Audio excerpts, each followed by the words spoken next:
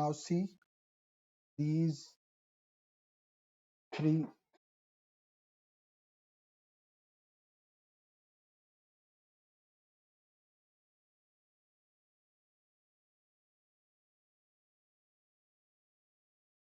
these dangerous peoples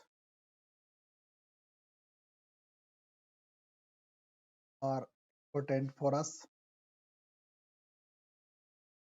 John Wycliffe, ये पहले बंदे थे. He is called the father of English prose, इसलिए important है.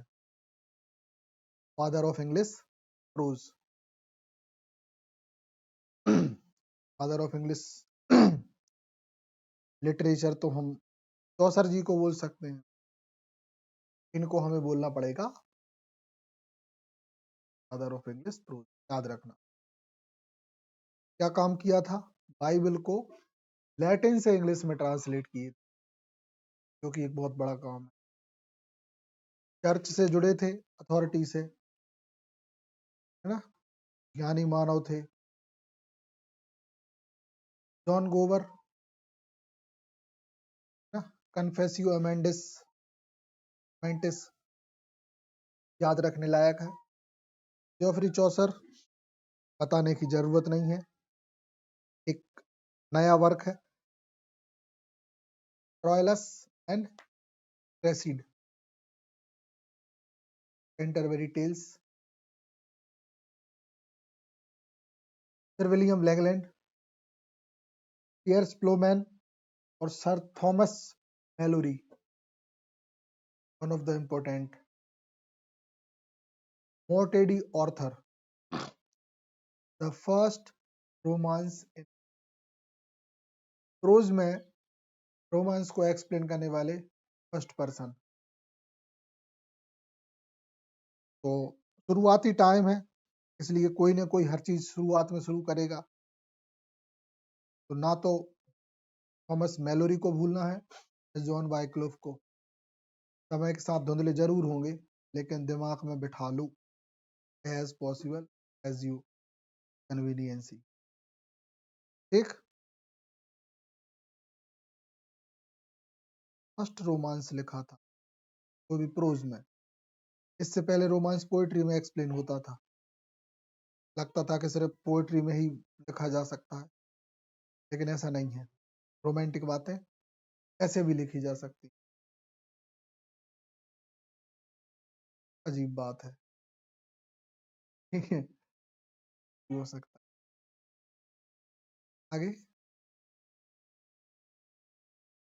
कुछ लिटरेरी फीचर्स हैं इस एज के.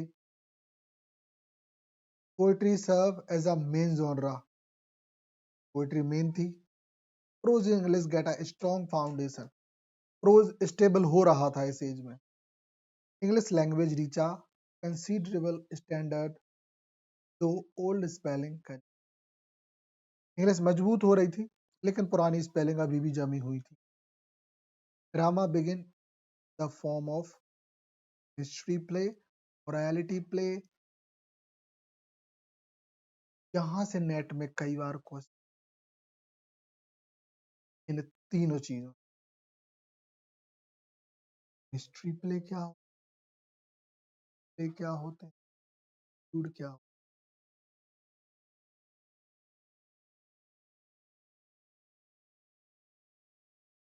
फॉर्म है, डिस्कस भी किए. इनमें इनमें बेसिक डिफरेंस याद रहना चाहिए. हम खुद ही भूल से जाते हैं, फिर भी हमें धुंधलो धुंधलो लग रहा हो.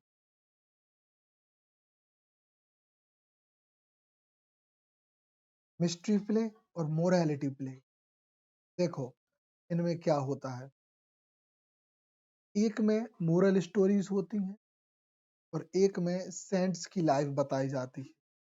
मतलब एक में बाइबल की स्टोरीज होती हैं और एक में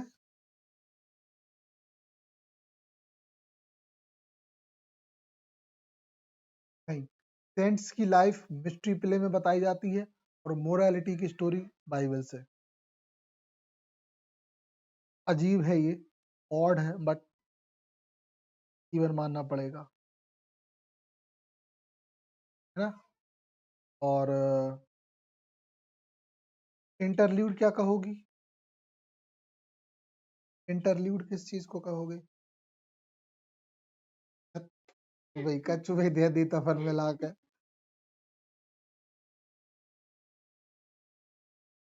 और मारो दो चार छह तुक्का, जितने ऑप्शन ही नहीं हुए।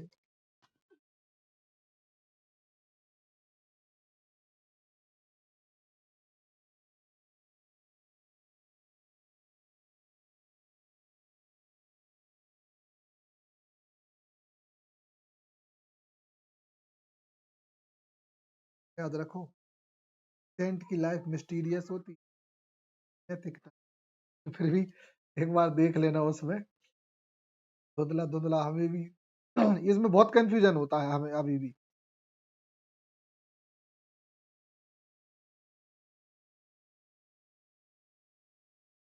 वो शब्द कहना चाहेंगे इंटरल्यूड के बारे में?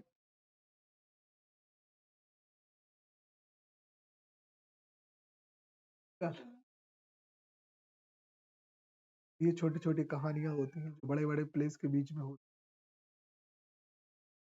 मेन कहानी के साथ किसी कहानी बीच में चल। एक हमारे हिसाब से अभी इनको तो ऐसे ही डाल बस लो, तो अपन अलग से पढ़ेंगे, लंबी चौड़ी कथा है इनमें, बहुत कुछ है पढ़ने लायक, मतलब बहुत कुछ से मतलब बहुत कुछ। ठीक, चलो आगे देखें। The writer of the age are influenced by, तो बताने की जरूरत नहीं, तीन दिग्गज बैठे हैं अपने सामने कि इस एज के जो राइटर हैं इनसे प्रभावित थे, है ना? हमने तीनों के बारे में कई बार अपन ने जिक्र किया है, दांते, पेट्रार्क एंड बोकेसियो। ठीक, बोकेसियो नया हो सकता था अगर हमें ये पता ना होता कि ये क्यों क्यों नया नहीं है ना, अब लेकिन ये नया नहीं होना चाहिए। दांते का पूरा नाम? हाँ हाँ हाँ ठीक। अच्छा, पेट्रार का?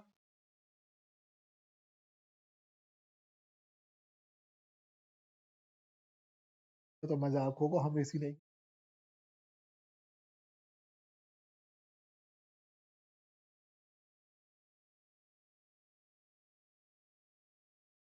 दोनों का पता था, वो कैसियो का भी पूरा नाम नहीं है ये, पेट्रार का भी पूरा नहीं है।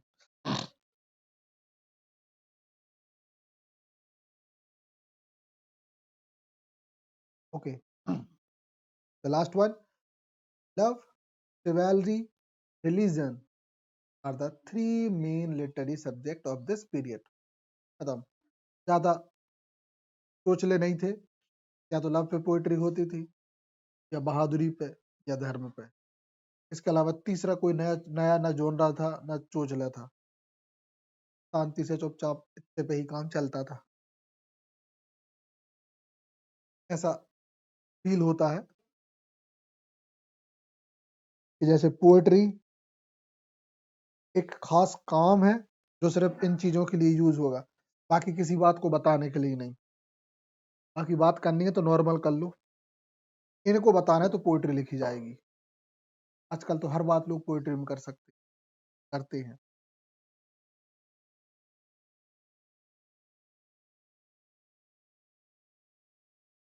मेन सब्जेक्ट यही थे।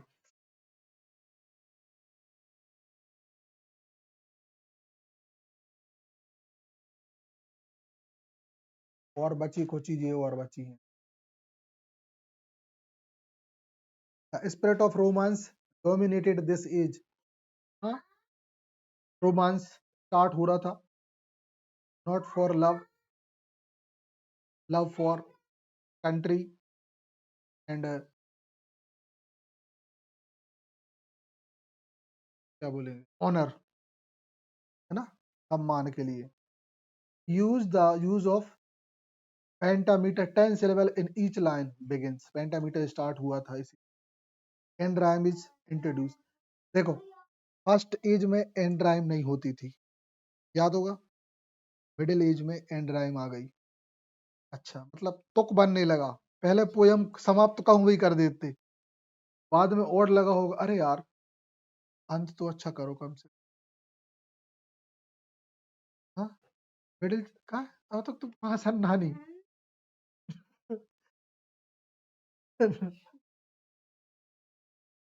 चलो, stressed alliteration is discard and humor, irony and satire are brought into practice। अब ये सारी चीजें फिर से आने लगी, मतलब फिर से नहीं आने लगी, आने लगी। is that stressed alliteration is discarded, humor, irony and satire are brought into practice। Practice में ये सब चीजें, ये थी सिंपल सी अपनी एज। टीचर पढ़ लिए अच्छी से, ठंडे दिमाग से एक बार घर पर देख कर उतार लेना।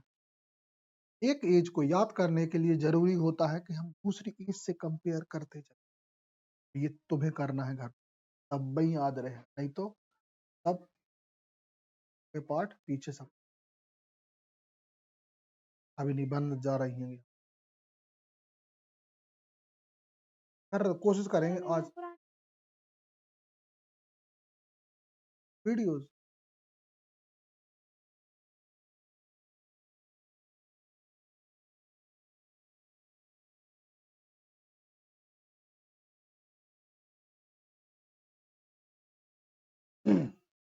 आज ही कर देंगे, 3 हो जाएंगी।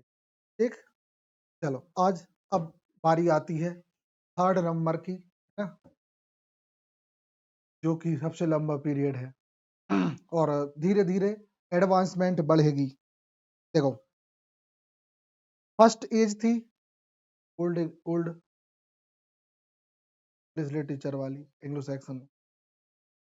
टीचर कम थे, कम चीजें होती थी और कम कम ही था। मिडिल में कुछ चीजें और बढ़ी। अब रहा रेनेसां पे, ये समझ लो पीक पॉइंट है ये। इस पीक पॉइंट में बहुत कुछ अगर होने वाला है ना।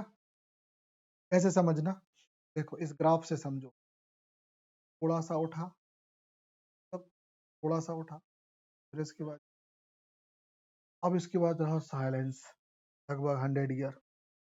और हर साइलेंस के बाद एक तबाही होती है ना। कहते हैं ना, तूफान आने से पहले कुछ समय, 2 साल थे ये शांति थी। अब जो तबाही आई तो वो एकदम से रेनेसा पीरियड रहा। ग्राफ पीक पे गया, और ये ग्राफ पीक पे जाने से ये एज इंपोर्टेंट हो जाती। ठीक, चलो, डोंट वरी। चलो, यहाँ रेनेसा पीरियड को भी बताने की जरूरत नहीं है ना, कि 1500 से 1660 के बीच रहा। और सारी तबाही, मतलब लिटरेचर के फील्ड में जो बॉम्ब बास्टिंग हुई वो यहाँ में देखने मिलेगी। 4 एजेस हैं जो बताने की जरूरत नहीं है, आसानी से याद हो गए होंगे।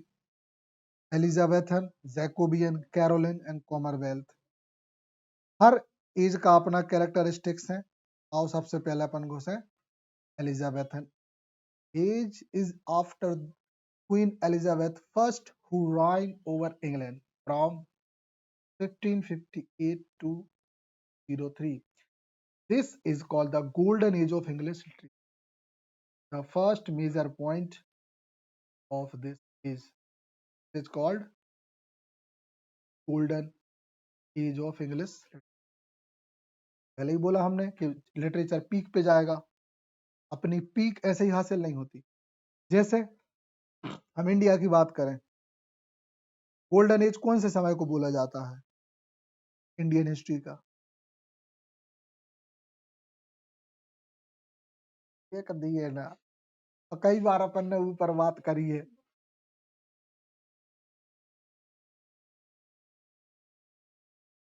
ठीक है, तब गुप्त काल चल रहा था। इन लोगों ने बहुत कुछ करवाया, लिखा मतलब लिखा भी गया उस समय, और आर्किटेक्चर भी बहुत बने। ठीक। अच्छा,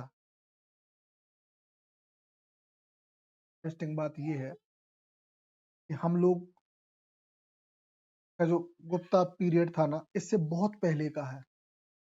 मतलब हमारे इंडिया में एक खासा लिटरेचर लिखा जा चुका था। कालिदास भैया वो सही टाइम थे, बहुत कुछ लिख दिया था। कालिदास ने तो कोई जोनरा नहीं बचे तक भयंकर लिखा उनने। मेघदूत जैसे खतरनाक काव्य ना, अभिज्ञान शाकुंतलम, क्या बोलते हैं, रघुवंशम।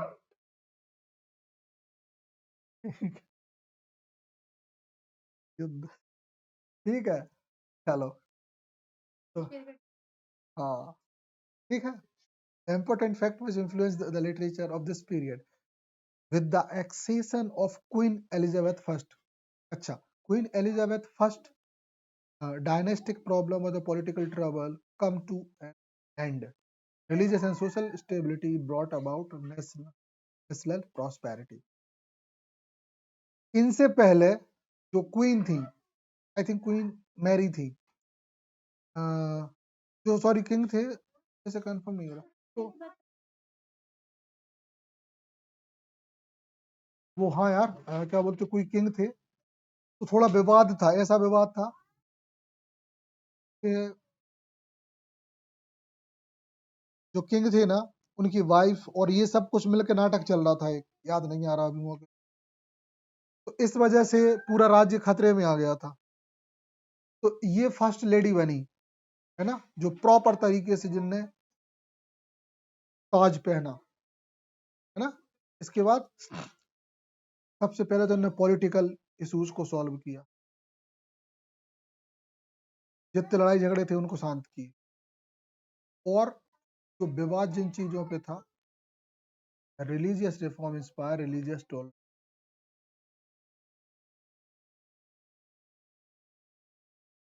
चलो ठीक है, कहते हैं,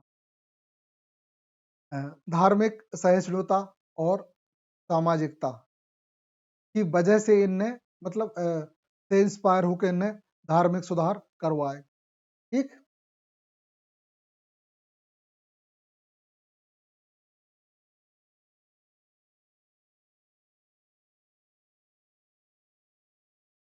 अब यहाँ की कहानी है, मतलब ठीक ठाक समझ में आ जाएगी। हालांकि कहानी का प्रारंभ यहाँ से होता है। जर्मनी में, स्विट्जरलैंड में, और कुछ आसपास की छोटी छोटी सी कंट्रीज में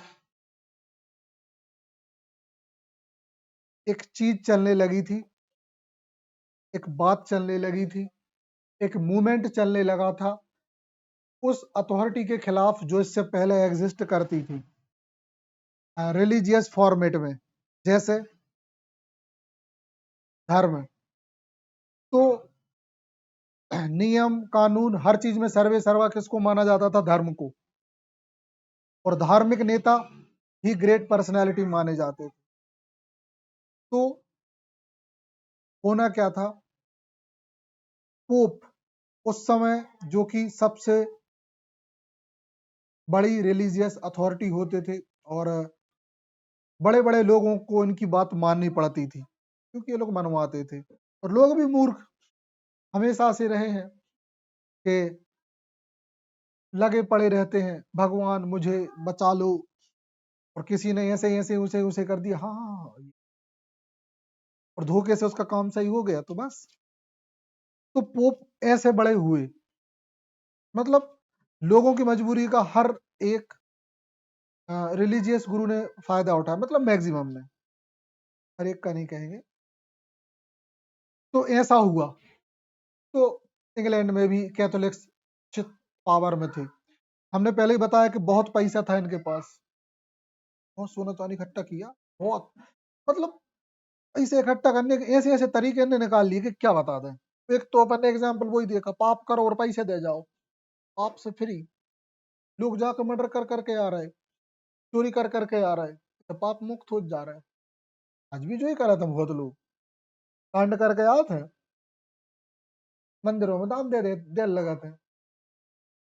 तो वो डायरेक्ट चलता था, अब इनडायरेक्ट चलता है। अब देखो कई लोग हैं ऐसे ऐसे ढीठ लोग देख लिए हमने, जिन्हें पता है मुकरम के नाम पे क्या बता दो। अरे बाज वही से ले लो, तो नेक कांड करते हैं, मतलब उसके बाद सत्यनारायण भगवान की पूजा स्वीकार। अब हमें जय समझ में नहीं है कि सत्यनारायण भगवान में तो रेत हुई है का नहीं, और कैसे एग्जिस्ट करा हुई है। वे खुद मालूम छिको छिको से महसूस करते हो कि पाई ते न करे कच्चू नहीं होने जावे, जैसा कौन ने कह दी के जावे कच्चू होते है। लगी पड़ी है ना। मतलब कहते ना, पूरा कुनबा नष्ट हो जाना बाकी कगार पे है जी, पूरा कुटुंब नष्ट हो जाना बाकी कगार पे है। अब जैसे तैसे सरवाइव कर रही हैं। आगे वाली पीढ़ी देखो सुधर जाए तो, मतलब आगे वाली मतलब इनके नातियों के लड़के वे सुधर जाए तो। और हाँ वे सुधर है, भोग ले है ना, ताकि जहां तक जिनको वो चल रहा हो ना दबदबा, तो वे अपनी लाइफ बर्बाद कर है के बाद भोगेंगे। तो ऐसा ही है धर्म। छोड़ो, यहाँ पे हम बात कर रहे थे कैथोलिक की। तो कैथोलिक लोगों के जो ज्यादा ओवर स्मार्टिंग चल रही थी ना, जिससे कुछ लोग परेशान थे, क्योंकि हर चीज में उंगलियां डाल देते थे। और देखो, हमेशा धर्म के अगेंस्ट कुछ लोग होते हैं, वो कभी नहीं चाहते हैं कि धार्मिक लोगों को उंगली करें, लेकिन इन धार्मिक लोगों को भूत लगे रहते हैं, इनको खुजली रहती है उनको उंगली करने की।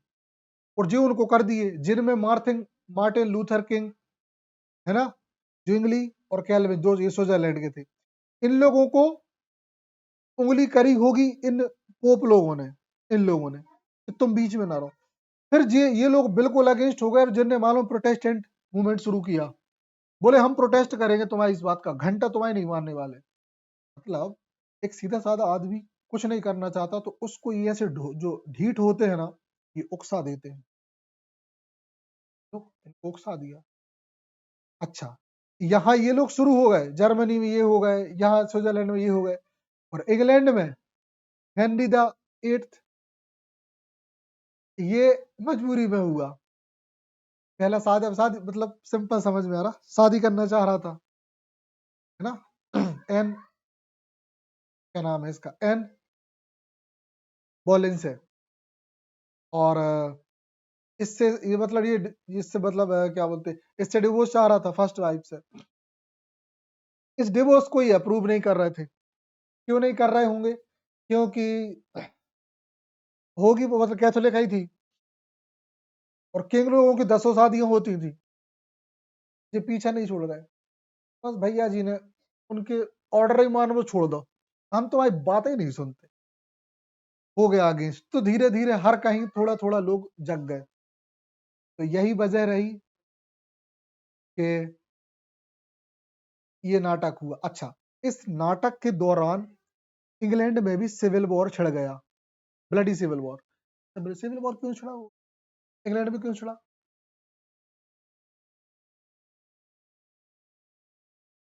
इंग्लैंड में भी लोग दो गुटों में बट गए, कुछ जो राजा को सपोर्ट कर रहे थे, कुछ जो चर्च को सपोर्ट कर रहे थे। चर्च अलग थे इंग्लैंड में, राजा अलग थे। बाद में राजा ने अपने अलग चर्च बनाए, जो कि कैथोलिक नहीं थे, प्रोटेस्टेंट के चर्च। कैथोलिक मूर्ति पूजक होते हैं, चोचलेबाज होते हैं, बहुत सारा सजावट चिन्ह पुंज पता नहीं का सोने चांदी दिखाता है उनके। तो चर्च में चले जाओ तो ऐसा सजो देखा ना, ओ माय गॉड, एकदम बॉम्बास्टिक। हम कैथोलिक चर्च में घूम आए, त्रिपुरा में थे, उसकी वीडियो भी डली है। तो नो बड़ा पंखा था तो मैं तो कहूँ 20-30 फुट का पंखा हो, पंखा लगा ऐसे घूम। अच्छी तेज हवा लगती थी, जबकि उनको स्लो घूमता था और इतनी तेज हवा लगती थी। पूरे उनका सजावट पूरे चोचले हम लोग देख के आते, हम और हेमंत पूरे रुके थे, 1 घंटे लगा ना। सब लोग प्रार्थना कर, हम वीडियो बना। ठीक है, ये था। और जो प्रोटेस्टेंट चर्च होते हैं ना, सिंपल होते हैं। नरसिंहपुर का प्रोटेस्टेंट है, उसमें हमेशा आपको सिर्फ बाइबल मिलेगी। तब जो पूजी जाने वाली चीज होती है ना, बाइबल से थोड़ा बहुत कर लेते थे, मतलब दुनिया को बताने वक्त।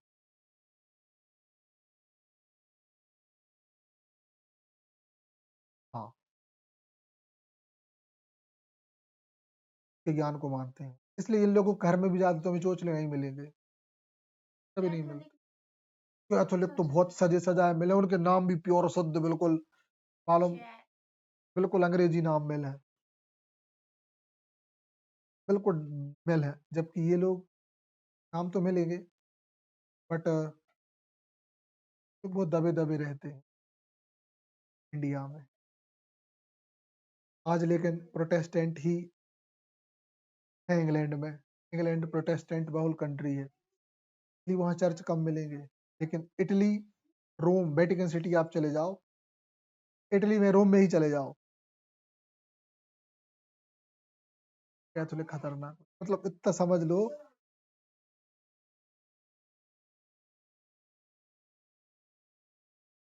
सुप्रीम कमांडर ऑफ कैथोलिक्स चीज और बता रहे थे।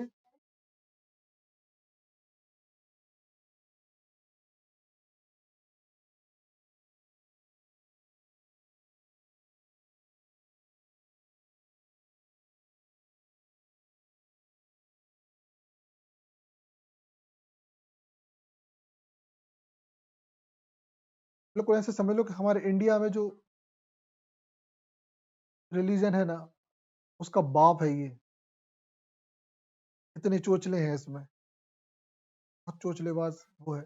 हम तो समझ रहे थे कि ठीक ठाक होगा, जब हम प्रार्थना में गए थे ना, तभी समझ गए थे कि यार भयंकर चोचले टाइम की।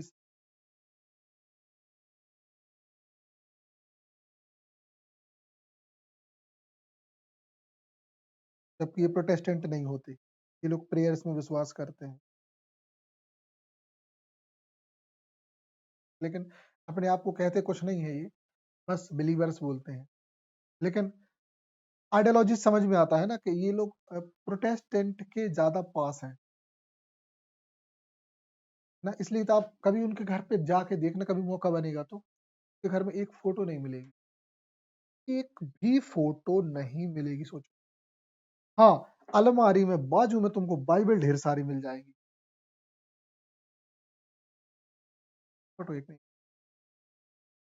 क्रिसमस को भी ओके ओके सेलिब्रेट कर लेते हैं, क्योंकि बेसिकली वो ये ना कैथोलिक्स ने की और बुरी कहानी है।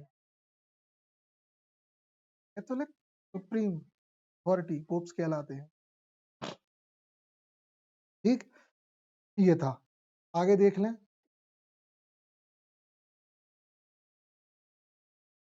एक कोई किंग थे, है ना? नहीं, उनका नाम कुछ क्रिसमस जैसा ही था, कैथोलिक थे। तो ये उनका बर्थडे था, उनके बर्थडे को उनके बर्थडे को उनने अपना दिया, उनका बना दिया। तब से फिर यही प्रथा चल रही है, करते हैं। सब कछु के पीछे अपनी अपनी कहानी है खुद की, इसीलिए तो हमें मालूम है कोई रिलीजन पसंद नहीं आता। थोड़े थोड़े हम झुक रहे थे पहले कभी, मगर हम बहुत जल्दी ऑब्जर्व कर लेते हैं चीजों को। कई सारी प्रार्थनाओं में गए हैं, कई सारे प्रेयर्स में गए, जब हमें समझ में आई ये ज्ञान जो हम दे रहे हैं, ये तो मैं अपने मन से भी पूछ लेता हूँ, ये बताता भी है, तो मैं जवाब उससे तर्क भी कर लेता हूँ, भी है। दो चार ज्ञानी लोगों से हम तर्क किए, वो हमारी बातों के जवाब नहीं दे पाए,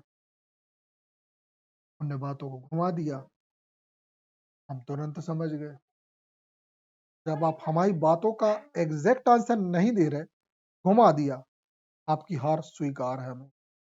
तुम भले, क्योंकि तुम स्वीकार ही नहीं कर पा रहे, हम समझ गए अगर जवाब नहीं है वो अस्वीकारता है, जबकि जवाब होना एक जीत का प्रतीक है। मतलब ऐसा जवाब सामने वाले को संतुष्ट करे।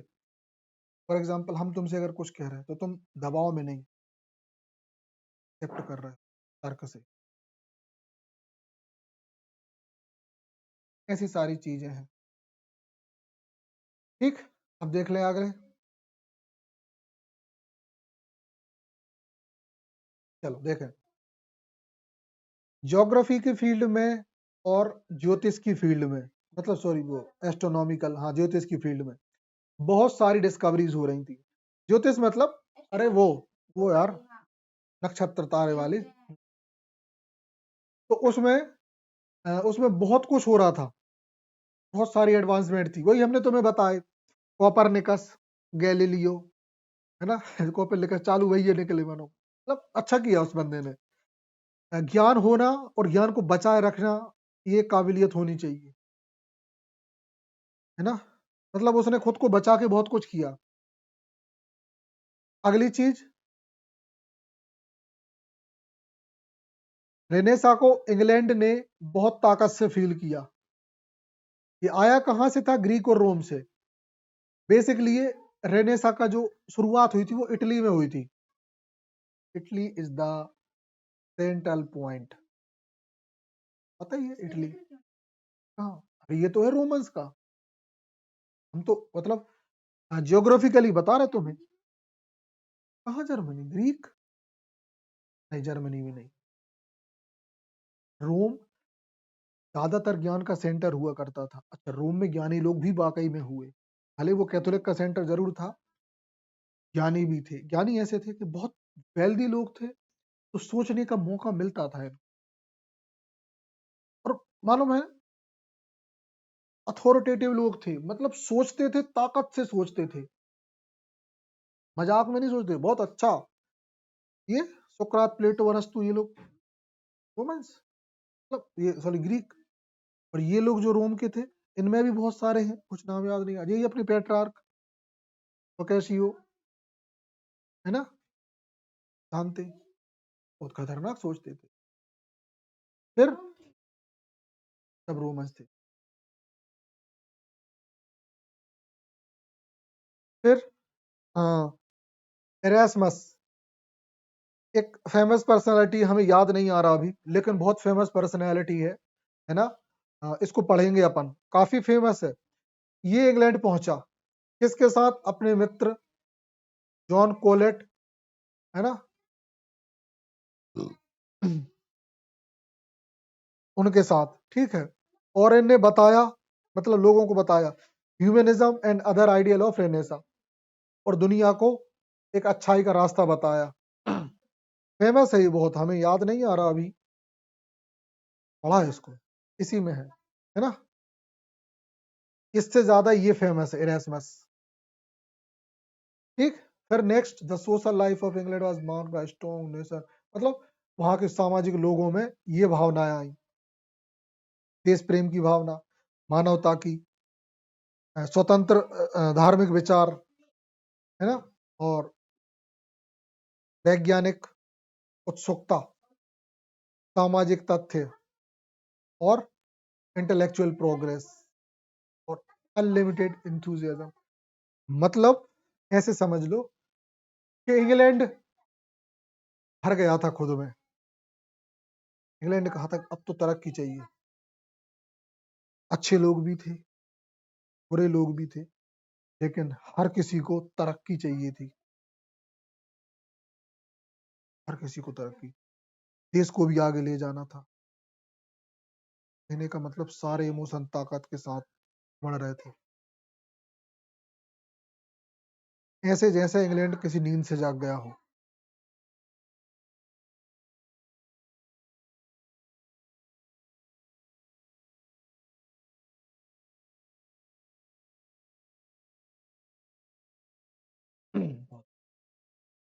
कुछ इंपोर्टेंट नाम सुन लो, बताने की जरूरत नहीं है।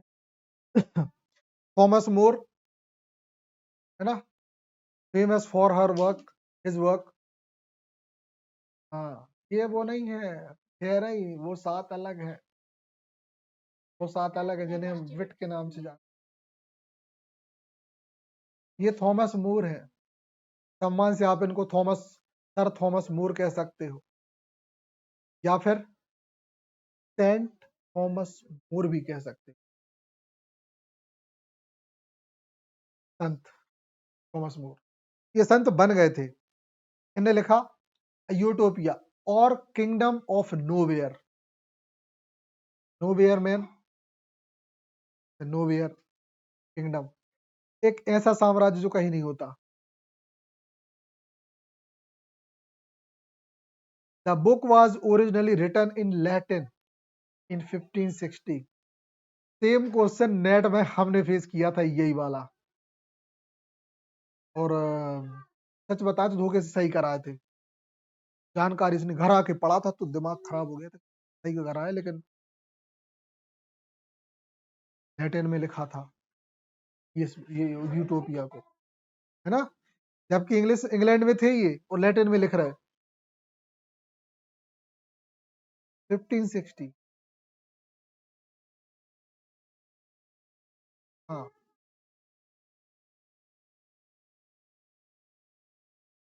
फिर नॉर्टन एंड सैकवेल, इनने फर्स्ट ट्रेजेडी लिखी, Gorboduc. Norton and Sackville, Thomas Norton, John Sackville, Gorboduc. अच्छी कहानी है, देख लेना, मैंने देखी है।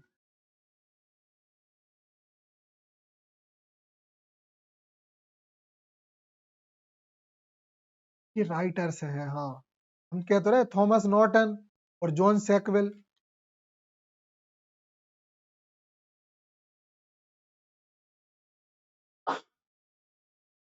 ठीक है, वर्क है गोरबोडक, यही यही दोनों ने। नहीं नहीं नहीं, कॉमेडी, आ जाओ,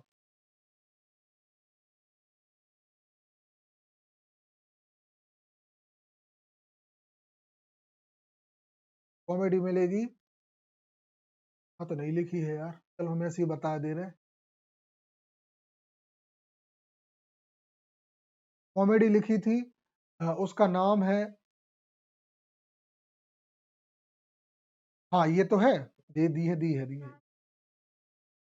राल्फ रोस्टर डोस्टर, है ना, थॉमस नहीं, निकोलस यूडाल, एडमंड स्पेंसर बताने की जरूरत नहीं है, फेरी क्वीन और सेफर्ड्स कैलेंडर। इनको कवियों का कवि कहा जाता था। देखो नहीं, देख लेना इसको, बाद में खत्म कर दें जल्दी। फिर सर फिलिप सिडनी, एमए के सिलेबस में थे, एन एपोलॉजी फॉर पोएट्री और Arcadia, most famous work. John Lyly, अब ये लोग थॉमस वो आ गए university wit. Tempest, Sappho and Phao, Midas, Euphues, Thomas Kyd, another wit, the Spanish tragedy, Robert Greene, Friar Bacon and Friar Bungay, James, कौन सा James?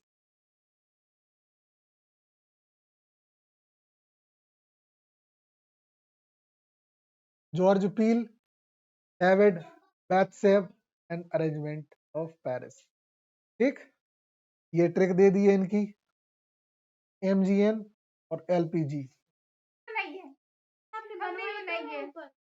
पर बनाई थी, एमजीएन एलपीएल, याद रहेंगे। ये कैम्ब्रिज के, ऑक्सफोर्ड, और एक फालतू गरीब जो कहीं का नहीं है।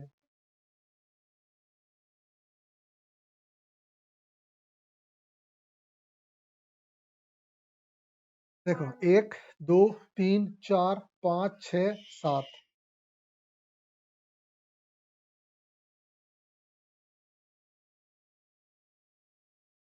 LPG, MKNL। LPG अलग हो गए और 2 बार एल है तो एक बार लॉज है और एक बार, ठीक। अभी इसको खत्म करें, नेक्स्ट कल से देख रहे हैं।